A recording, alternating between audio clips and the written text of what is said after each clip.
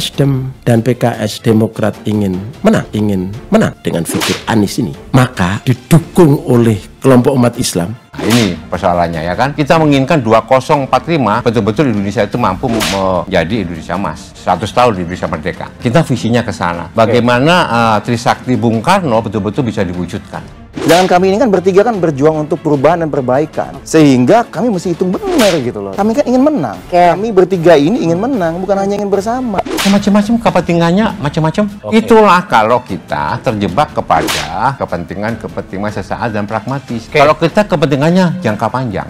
Tadi kan dikatakan isunya kan PKS mau ditarik mau kemana? Keluar dari koalisi segala macam. Sepanjang yang saya tahu, usaha itu keras sekali. Itu tafsiran publik aja. Nyatanya tidak apa-apa. Kalau masalah kerjasama seperti ini kan kita bukan hanya menyangkut orang per orang. Kita menyangkut ke depan Indonesia itu mau dibawa kemana. Menyangkut ini dulu, orangnya nanti belakang. Kalau satu paket diumumkan kan juga baik gitu. Publik bisa melihat pasangan perubahan tuh ini ya. Kami kan ingin menang. Kami bertiga ini ingin menang. Ada kebutuhan dari PKS untuk meyakinkan pada konstituennya. Isunya kan PKS mau ditarik, usaha itu keras sekali. Itu urusannya partai atau gabungan partai. Jangan sering dihubung-hubungkan dengan istana, dikit-dikit dengan istana. Itu tafsiran publik aja. Nyatanya tidak ada kita minta melapor ke presiden ini harus dijegal dan tidak ada. Kami tidak yakin gitu ya. Yang dideklarasikan oleh Partai Nasdem itu mau bersedia melanjutkan apa yang sudah diletakkan oleh Pak Jokowi. Kan namanya koalisi perubahan ya memang enggak. Enggak. Makanya, padahal kami menginginkan apa yang sudah diletakkan oleh Pak Jokowi ini akan dilanjutkan. PDIP pastikan cari teman koalisi satu visi untuk Indonesia Emas 2045. Nasdem kena blacklist karena sudah mengusung tagline perubahan.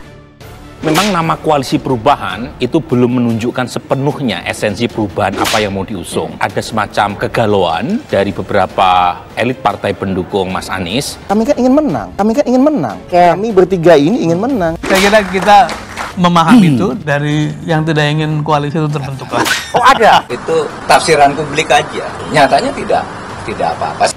Itulah kalau kita terjebak kepada kepentingan sesaat dan pragmatis. Kalau kita kepentingannya jangka panjang. Kita menginginkan 2045 betul-betul Indonesia itu mampu menjadi Indonesia Emas. Kita visinya ke sana. Kalau Nasdem dan PKS Demokrat ingin menang dengan figur Anies ini, maka didukung oleh kelompok umat Islam. Kami kan ingin menang. Kami bertiga ini ingin menang. Macam-macam kepentingannya, macam-macam. Memang betul PD Perjuangan bisa maju sendiri. Tetapi kita menginginkan ada juga yang bersama-sama dengan kita dong. Siapa mau sendiri gitu kan? Maksudnya itu yang kedua. Yang ketiga begini, deklarasi bakal calon, wah macam-macam begitu ya. Pertanyaan saya, apa ya pasti? Gak ada yang pasti ya? Gak ada yang pasti. Ini masih sangat panjang, sangat dinamis.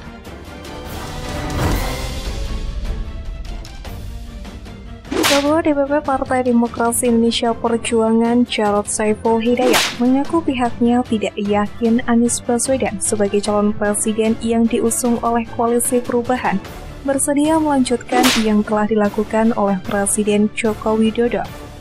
Dalam satu mention The Forum Kompas TV Rabu 1 Februari 2023, Jarod mengatakan reshuffle atau perombakan kabinet merupakan hak prerogatif seorang presiden. Itu hak prerogatif Pak Jokowi. Kami menyuarakan saja karena kami tidak yakin yang dideklarasikan oleh Partai Nasdem mau melanjutkan. Bersedia melanjutkan apa yang sudah dikerjakan Pak Jokowi, tuturnya.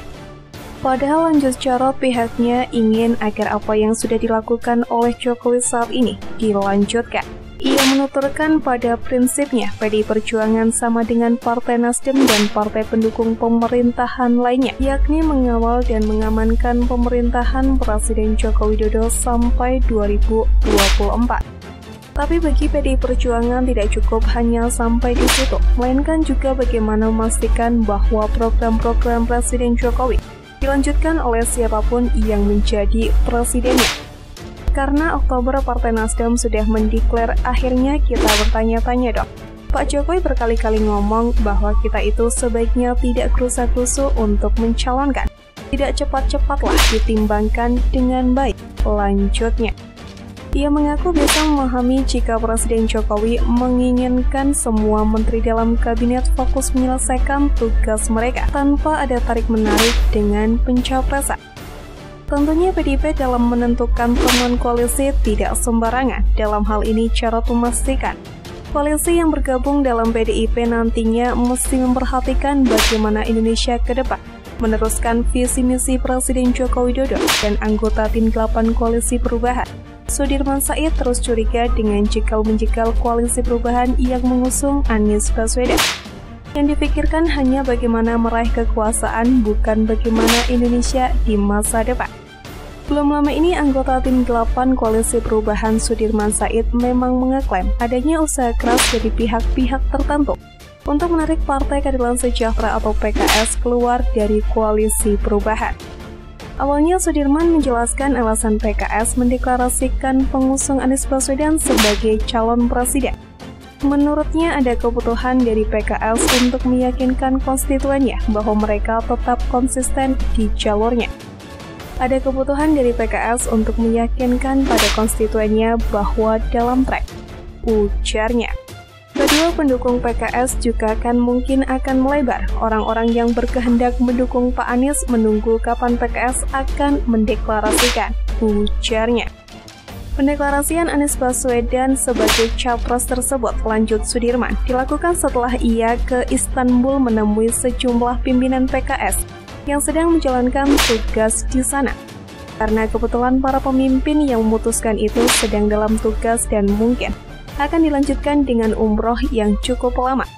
Sementara ada kebutuhan untuk menyampaikan atau meyakinkan pada konstituen untuk mengatakan bahwa PKS tetap dalam jalur yang konsisten, ujarnya. Saat Budiman menanyakan apakah ada upaya menarik PKS keluar dari jalur, Sudirman mengaku mengetahuinya. Sepanjang yang saya tahu usaha itu keras sekali, usaha dari yang tidak ingin koalisi itu terbentuk. Saya kira kita memahami itu, tapi saya tidak bisa menyampaikan di sini, ujarnya.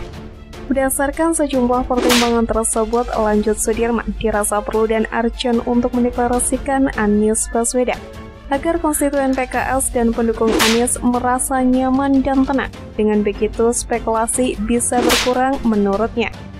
Sudirman mengakui salah satu tujuan pendeklarasian Anies adalah mengamankan upaya pencegahan terbentuknya Koalisi Perubahan. Meski demikian, ia juga menyebut bahwa pendeklarasian itu sesuai dengan tahapan yang sudah direncanakan oleh PKS. Salah satu tujuannya begitu, tapi kan memang tahapan sesuai yang sudah direncanakan sejak lama. Kapan mau Demokrat, kapan PKS, kapan mau bersama-sama. Itu sudah dalam rancangan, ujarnya. Dalam kesempatan itu, Sudirman berharap deklarasi bersama PKS, Nasdem, dan juga Partai Demokrat dilakukan sebelum bulan suci Ramadan. Namun ia belum berani memastikan deklarasi tersebut dilakukan bersama Cawapres karena koalisi telah menyerahkan sepenuhnya pemilihan Cawapres kepada Anies Baswedan. Itu konsisten sejak dikemukakan oleh Pak Surya Paloh saat Nasdem deklarasi, demikian pula dengan Pak AHY saat Demokrat deklarasi. Padahal mengenai pencegahan sebelumnya, Menteri Koordinator Bidang Politik, Hukum, dan Keamanan Mahfud MD telah menyampaikan tidak ada upaya untuk mencegal Anies Baswedan maupun koalisinya. Ex-Gubernur DKI Jakarta itu merupakan tokoh yang digadang-gadang jadi capres 2024 nanti. Mahfud berbicara isu pencegahan Anies saat membocorkan isi obrolannya dengan Denny Indrayana di kantor Kemenko Polhukam Selasa 31 Januari 2023. Obrolan itu, kata Mahfud MD, berawal dari saat Denny menyatakan bahwa dirinya mendukung Anies Baswedan untuk maju di pemilu 2024. Mahfud kemudian menegaskan dirinya membuka pintu bagi Denny jika ingin mendukung Anies. Kemudian obrolan tersebut merujuk pada urusan Anies dengan kasus Formula E yang tengah diusut oleh Komisi Pemberantasan Korupsi atau KPK. Hal itu merembet dengan isu untuk mencegal Anies Baswedan. Menurut Mahfud, isu mencegal Anies itu tidak benar. Terjadi diskusi saya dengan Denny, ya memang sih kadangkala itu politiknya macam-macam. Kalau partai ini seenggaknya jadi pasien KPK. Ketua partai ini kasusnya ini menjadi sensitif tapi tidak ada. Kita minta melaporkan ke presiden ini harus dicegal dan sebagainya, tidak ada. Kata Mahfud MD di kantor Kemenko Polhukam 31 Januari 2023. Mahfud mengatakan isu pencegalan Anies hanya tafsiran publik, tapi nyatanya tidak ada. Itu tafsiran publik saja, nyatanya tidak ada pencegalan terhadap Anies Baswedan. Sambungnya. Mahfud lantas menyampaikan dirinya sudah memberikan nasihat kepada KPK agar tidak segan jika ingin menindak elit partai politik hingga menteri. Namun dalam penindakan itu KPK harus menjauhi pertimbangan politik. Saya tegaskan ke KPK kalau Anda mau menindak ketua partai, jangan pertimbangkan politik. Kalau hukum, hukum, tutur Mahfud MD. Kata Mahfud MD, jika KPK mau menindak pimpinan partai, maka jangan pakai pertimbangan politik. Menindak ketua partai, menteri atau siapa jangan pertimbangkan politik. Intinya kalau hukum tegakkan tanpa pertimbangan politik, nggak usah tanya ke pemerintah, itu kata saya ke KPK, ujarnya. Anies Baswedan sendiri merupakan figur capres yang digadang-gadang bakal diusung oleh poros Nasdem, PKS, dan Demokrat. Tiga parpol itu masih perjalanan membentuk sebuah koalisi perubahan.